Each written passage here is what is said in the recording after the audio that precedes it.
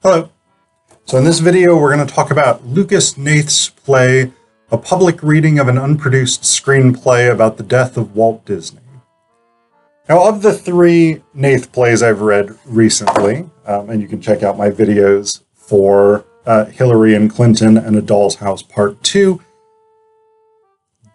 this is my least favorite of the three.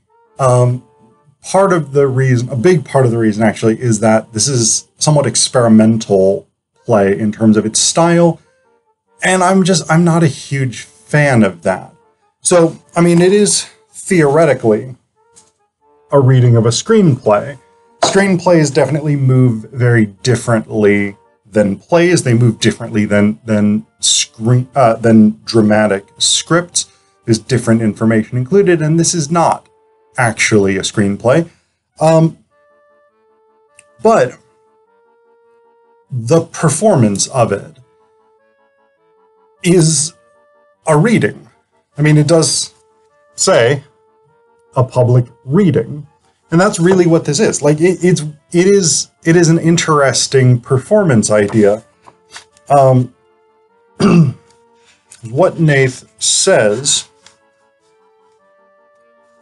for the beginning here, in the How to Play It section, is all actors present at the reading table for the entire duration of the play. No one exits or enters. Indented lines are screen directions read by Walt. Avoid pantomiming or attempting to represent on stage those screen directions. Minimal blocking is best. Leave much to the imagination. The italicized stage directions will tell you what actions should be enacted.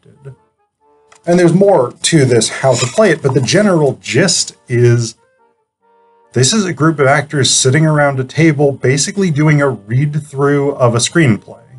And that's Hnath's play. That's the whole thing. Yeah, it is what it is, I guess. I'm not a huge fan of that. The other element is the dialogue here is very, very fragmentary. Like, you can get a sense of what's going on, but you don't really have full lines. So most of the play is interactions between Roy and Walt. Roy being Roy Disney, Walt's brother, who basically financed much of what Walt Disney was doing. So this is just a random page of dialogue, but this is characteristic of most of the play. In the latter portion, we get some more sort of extended speeches, especially from Walt's daughter, but most of it is this kind of stuff. Roy says, haven't seen. Walt says she travels. Roy says, okay. Walt says, visiting relatives. Roy says, nice. It must be, or it must. Walt says, not really. Roy says, kinda lonely. Walt says, no. Roy says, just. Walt, reading a stage direction, says, cut to. Then in dialogue he says, and they all say, well, he just does cartoons. Roy says, they. Walt says, say. Roy says, about. Walt says, me. Roy says, okay. Walt says, it's like. Roy says, they like. Walt says, sure. Roy says, everything you do is so. Walt says, likable. Roy says, so wonderful about. Walt says, but not so. Roy says, it's good. Walt says, important. Roy says, makes money. That's the dialogue from 2 full pages. It's just these fragmented bits and pieces, and yes, you can follow the storyline, but for me, aesthetically, I'm not a big fan.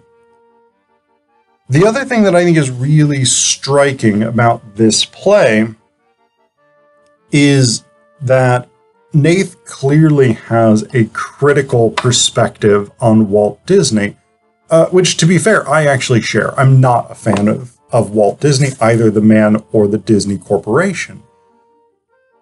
But Hnath is taking a lot of the criticisms of Walt Disney, some of which are unlikely to be true, some of which are highly contested, and he's presenting a lot of them as reality.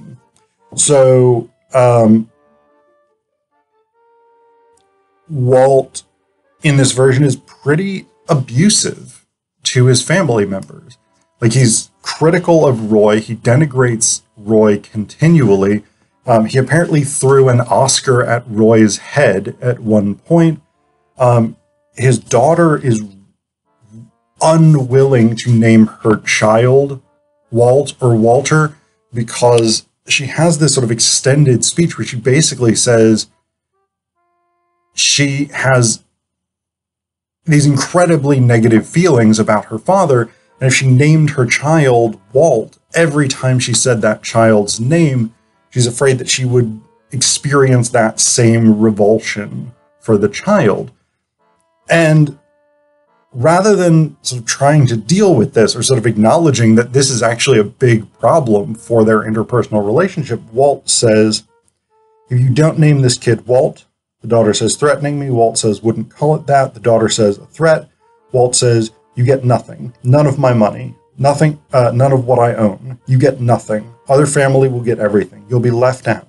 Do you want to be left out? Husband unemployed, has no skills, can't do shit for brains, just muscle, can throw a ball. So what? So what? What good is that?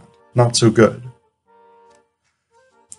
So basically, he threatens to cut his daughter out of his will if she doesn't name her child after him, even though she has basically just said, I'm not naming my child after you because I hate you. She doesn't say, hey, I hate you, but she says, I have all of these negative feelings for you, so much resentment, so much embarrassment over your public outbursts and things like this. So we get those kinds of things. The other big issue that's really brought up here deals with the film White Wilderness, which was a nature documentary. And they had heard that lemmings commit mass suicide by jumping off of cliffs, which is actually not really true. There are apparently some species of lemmings that during the course of their migration, they may leap off of cliffs into the ocean, but often that is to swim to another place. So it's not mass suicide. The problem was the Disney Corporation went and tried to film lemmings jumping off of cliffs, and they weren't doing it. So basically what the Disney Corporation did, and this is pretty fucked up, they put lemmings on turntables and like jostled them around. I don't even really understand why they did that, but then they basically threw these lemmings off a cliff and filmed it from below so that it would look like the lemmings were leaping to their death. Basically, they tortured and murdered a bunch of lemmings to film a documentary, to film the truth, which wasn't really the truth, but they believed it was the truth, so they made it look like the truth. And this later came out. I think it was a CNBC investigative report into animal cruelty in Hollywood, and they figured out that these lemmings were basically tortured and murdered for this documentary, and that became a big, big thing. There was a big public controversy over this. In Hnath's play, it's clear that Walt Disney signs off on this. I guess in reality, it's not clear that Walt Disney even knew that that had occurred, that he may or may not even have been so that engaged with that movie. But it's clear from the early portion of this play that Hnath's Walt Disney was very much involved in that decision. He okayed it. He agreed with it. Later in the play, it comes up that there was this investigative report that found that they had killed these lemmings, and Walt Disney is basically like, yeah, I don't care. Nobody cares, really. It's not an important thing, not an important problem. And then later on, when Walt is sort of jockeying for power to try and build this city of his dreams, and he feels that Roy isn't sufficiently backing him against the board of directors, who doesn't want to spend that much money on this thing that they don't think is going to be worth it. Walt gets his son-in-law basically to go and just put all of the blame for all of the shit that's ever happened from the Walt Disney Corporation onto Roy.